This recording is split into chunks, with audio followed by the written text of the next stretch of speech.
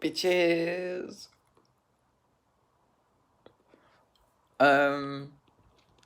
Okay, so this is a serious video. I'll just explain it as it happened to me. Okay, so I started rewicking.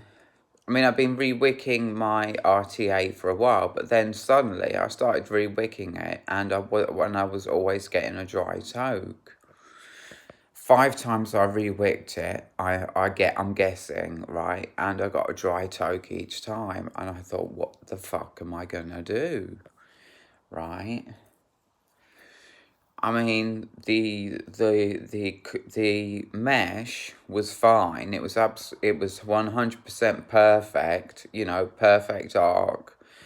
It was perfect, like the Mona Lisa. you know, it was perfect. Its shape. There had no dents in it, no bends, no anything, right? So what I'd been doing, right, is I'd been cutting 5mm. I've been cutting at a 45-degree angle, 5mm from the top of the mesh, right? So what's cured, because I just had a toke off it and it's fine. What's cured it, and if it isn't fine, I'll take this video down. I cut about 1 centimetre away from the top of the mesh at a 45-degree angle. And I just tucked it in, and I didn't tuck it in too hard. I just tucked in. I made sure that it was all covered. You know that hole where you tuck it down into? The hole on the side. I made sure every square millimetre of that hole had cotton wool there when I was tucking it down, and I only just managed to do it before it started getting too tight in there. I used tongs. I used proper tongs. They're let me show you my tool. So can you see that? They're tweezers. But yeah, I'll just leave them there. They're tweezers, and they come to a point at the end. They're like needles right at the very tip. They're very sharp. And I was using those. And hey presto, long story short, oh my God, help me, I'm 44, you know what I mean? And that goes for hey presto as well. I don't know, hey presto, whatever. So I toked on it, yeah. I left it for a couple of days to soak, and then I toked on it. I had 4 tokes. I went up to about 4.7 seconds on one of the tokes, and it was beautiful. There was no dryness, because you can taste the dryness. There was no dryness, and I think it cured the problem. So to go over the things that I did again, when I did it those 5 times when it was always dry, I was cutting at a 45-degree angle, 5mm from the edge of the mesh, right? And I extended that to 10mm. Okay, so that's one thing that I did. The other thing is that I just very, very carefully made sure that every square millimetre of that hole was covered.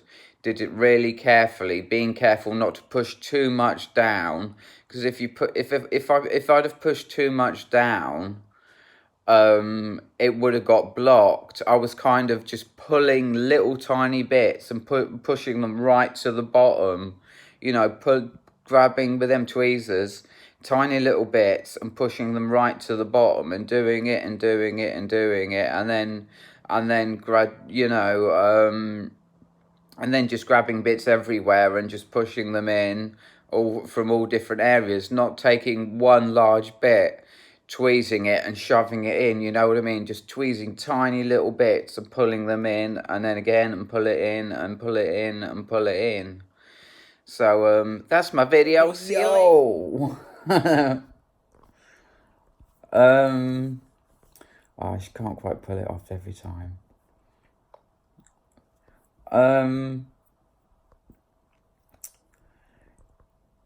Oh, sorry, I've got to get straight into it. Yeah, this is a continuation. This is actually another video that you're watching now, but a continuation for some extra advice on, not advice, some extra of how I did it, of like getting my RTA not to do a dry toke. Okay, so the way I'd done it, yeah, the cotton wool was poking out them holes, you know, either side, quite far. Too far, yeah, for the top to screw down. So what I used was, I got myself a pair of, I actually bought these for doing this with them, right? I bought myself these, right?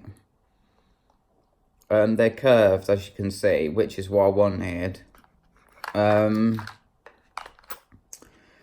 And I clipped off all the bits, and this takes hella good.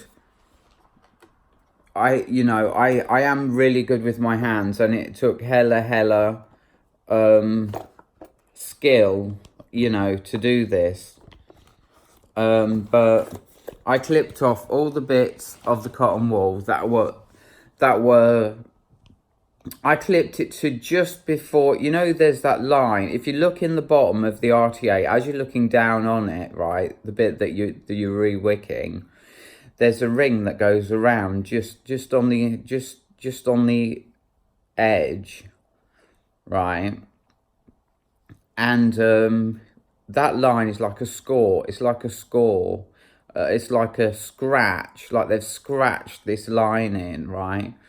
And if the wicking comes up if it comes up and actually is level with the line, the top's not going to screw on. It has to be slightly behind that line. So I snip, and I snip,